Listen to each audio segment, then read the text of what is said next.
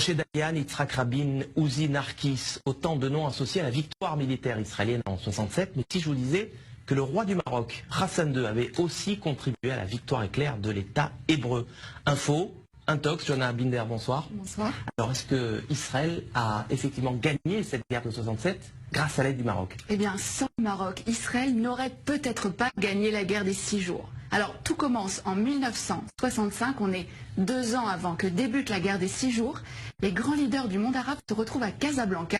C'est le 3e grand sommet de la Ligue arabe. Alors, vous vous en doutez, le Mossad ne fait pas partie de la liste officielle des invités, mais il est là et il va recueillir des informations cruciales. Il y a un protagoniste, c'est Nasser, le président égyptien, le leader de la coalition arabe. Alors dans quel état d'esprit est-il à la veille de cette conférence? Il déclare à Assouan en février: l'année 1965 est la plus dangereuse des années de la lutte arabe. Israël prétend que les Arabes s'apprêtent à perpétrer une agression. Cela signifie qu'Israël a l'intention de nous attaquer. Nous devons donc être prêts à riposter. En septembre, donc quelques mois après, a lieu ce sommet de la plus haute importance. À l'ordre du jour, l'état des forces armées des pays de la Ligue arabe, avec cette question: sont-ils prêts à faire la guerre contre Israël? L'autre homme clé de cette histoire, c'est Hassan II, le roi du Maroc. Il va permettre aux renseignements israéliens de connaître ses ennemis. Et c'est à ce moment-là que le Mossad va donc entrer en action. Oui, absolument. Le Mossad va donc préparer cette opération en amont de la conférence. Plusieurs jours avant, une équipe du Shin Bet et du Mossad, il s'appelle à Tsiporim, donc les oiseaux, vont occuper le dernier étage du très luxueux hôtel à Casablanca où sont attendus les dirigeants arabes et où va aussi avoir lieu la conférence.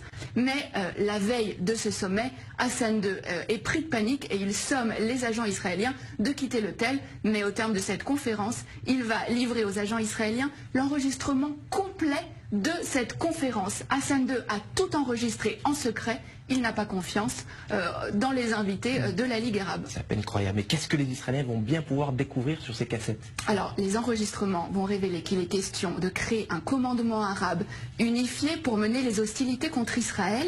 Et le point crucial, c'est que les rangs arabes sont profondément divisés. On va pouvoir entendre des échanges extrêmement vifs entre Hussein de Jordanie, mais aussi Nasser.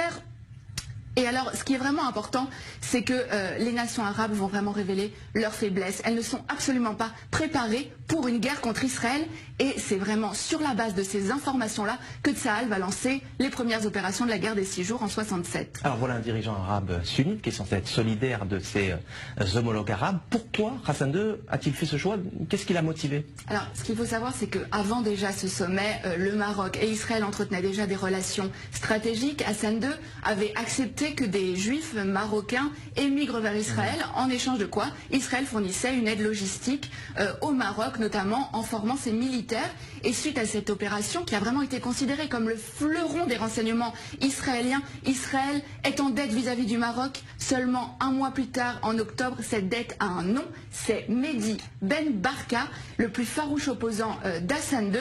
Le Mossad participe à l'opération Baba Batra. L'objectif, c'est faire disparaître absolument Ben Barka, Baba Batra aux initiales donc de Ben Barka, mais c'est aussi le nom d'un traité du Talmud. Le Maroc a donc été un allié indispensable à Israël dans la guerre des 6 jours, même si, on le voit bien, aucun cadeau n'est gratuit. La petite histoire de la grande histoire. Merci Johanna Binder pour ces détails croustillants, digne des plus grands films d'espionnage. Merci d'être passé nous voir sur le plateau du Magorien.